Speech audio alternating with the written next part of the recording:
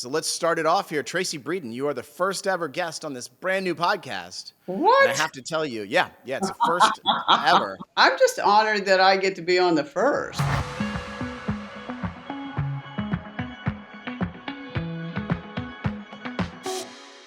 You are certainly someone who is a leader in the industry. What is your perspective on where it's at right now?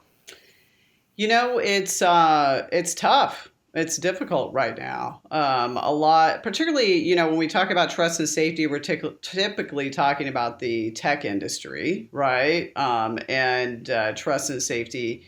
And the tech industry is tough right now because there's been a lot of downsizing, there's been a lot of layoffs, really. It really comes down to the tech industry also is not highly regulated in this space. Yep. So, there's a lot of things that can influence whether trust and safety will be a prioritization or not. Yeah. And, right now with, the current administration, other things, we're just seeing DE&I, which is kind of connected, they're connected with trust and Yeah. safety. It's, anti-discrimination work, also, trust and safety, they all live in a similar space because you're creating emotional safety, you're creating physical safety. All of those things live in that same circle. So when one is impacted, it also impacts the others. And so, we're seeing a little bit of impact in that space. Sometimes people have a lot of misconceptions about, oh, surely they're doing this. Surely Yeah. they're prioritizing this. I remember when I rolled out background screenings in the dating industry, there were people who came to me, a large majority of people who came to me and thought it was already being done. They just assumed that there was background screenings happening and there were Right. not. So there's also just a lot of assumptions that people think, oh, there's safety precautions, there's safety measures on a lot of these platforms, but they don't really know the extent of what that looks like. Sure. And because it's like we have these apps on our phone, right? And they all put humans together in That's weird, right. unknown circumstances. Someone's bringing you food, someone's watching your pet, someone's watching your kid, you're going on a date, whatever it is. Yeah. Um, and you're saying that the industry's view about the sort of necessity to safeguard those interactions and make them, a place where the consumer can feel safe is seen as sort of like an nice to have, not as like a requirement in this sort of time when Mhm. everything's tightening down a little bit. I would say so, and I think when you think about the tech industry, you have spaces that like the Facebooks of the world, which Facebook has dating, of course, but you think about some of the online environments like Google and others, where it's particularly just focused on online engagement versus you have a unique industry when you have the rideshare industry and you have the share, that sharing industry, the dating industry, where you have online interactions and engagement, but you also have in person and real life meetups, and so Yeah. that adds a whole different dynamic. So I will say there are certain industries that nobody's like at this on these equal grounds. Some industries are doing it well, and some industries are not doing it well, and some are somewhere in the middle. And so I think you just have to be very much aware of what the app that you're using, what safety features are there. And I think the big thing that I'm really trying to speak to and encourage people around is regulations. So we're seeing regulations in other countries that are rolling out, just rolled out this last month with online safety bills, those type of things. We don't have a lot of that in the at the Yeah. federal level, at the United States, we Yeah. don't. And so it's an environment that has policed itself for a long time, and it needs it needs to be held accountable. It needs to have regulations in place. So I really encourage people because when they say, well, is it ever going to happen at the federal level? Well, it may not happen right now, but where it can happen is at the state level. And there are bills in place in states and that people are working on to really create requirements that will hold the tech platforms accountable. So you'll see, like in some states, that they require a platform. Let's say you experience fraud, somebody, romance scam or something like that, where somebody scams somebody out of a certain amount, then that state there's a regulation that will require that platform to report not only to not only take the information from the person who was impacted, but also notify all other people who were connected to that person that this occurred.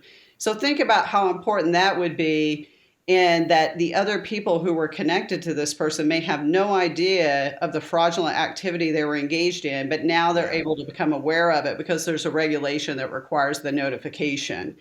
So there is state level bills, there's state level conversations happening around online safety. And so I really encourage people, whatever state you live in, be aware of what are the current regulations. Are there any regulations? And you can influence your own legislators around getting those bills in place, even if we can't have it at the federal level right now.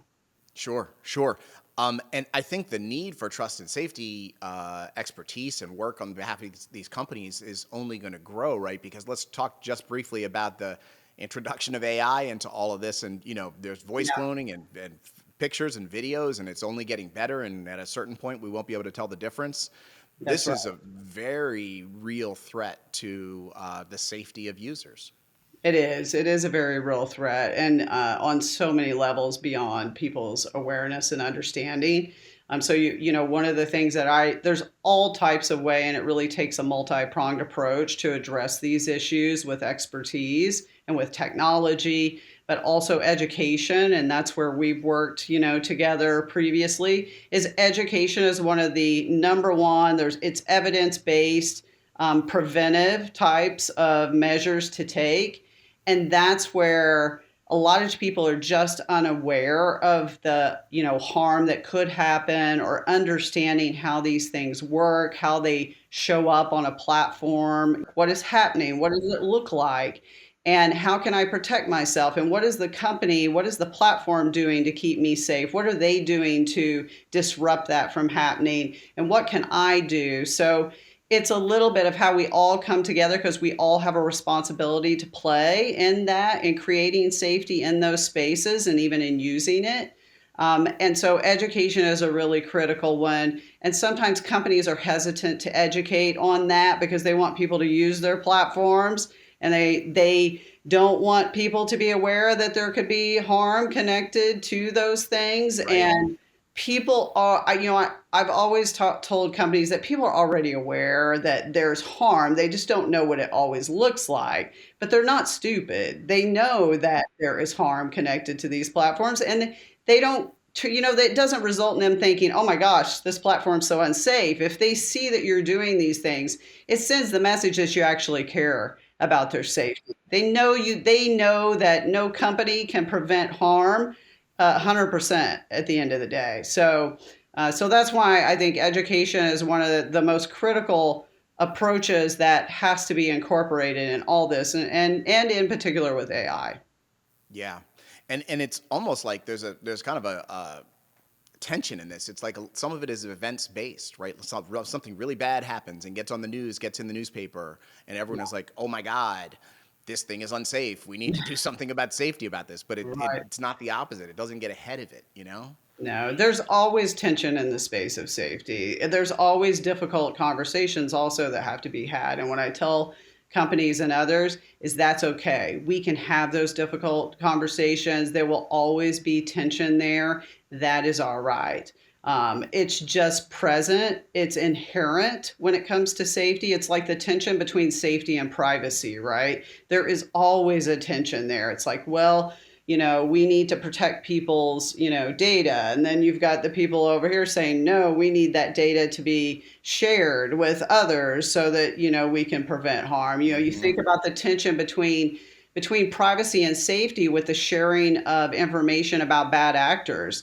That was something that took a lot of work to get to the point of where Uber was in a place to be able to share that information with a third party who could share that with Lyft, so that you would know, oh, a bad actor's been removed Yeah. from this platform. They should be removed from all platforms involved. But there was a huge tension between privacy and safety in that space. And so you're always trying to work through that tension and find the right balance. And it's not an easy thing to do, but you can't remove the tension completely, and that's okay. And there's always going to be difficult conversations involved when you're talking about these things. Yeah. Yeah. So I imagine some of the audience, or maybe most of the audience for this podcast in its infancy, will be people in the trust and safety industry community. We'll put it on LinkedIn and that kind of stuff. So do you have advice? We Story Farm. We just started Story Farm Trust and Safety this year because it's some of the Yeah. most fulfilling work we've done, and we really want to focus on it for folks who are trying to do business in the trust and safety environment that is now. What thoughts do you have? Yeah. What I've always tried to help people do is you really have to understand the business and build a strong business case for trust and safety. It is just inherent in that space, and it can be done. I think it's really tough right now. People have lost a little bit of hope that they can do that, or they've lost resources. And I think first and foremost, we just need to acknowledge that the people who work in this space, they're not the highest paid people in the tech companies.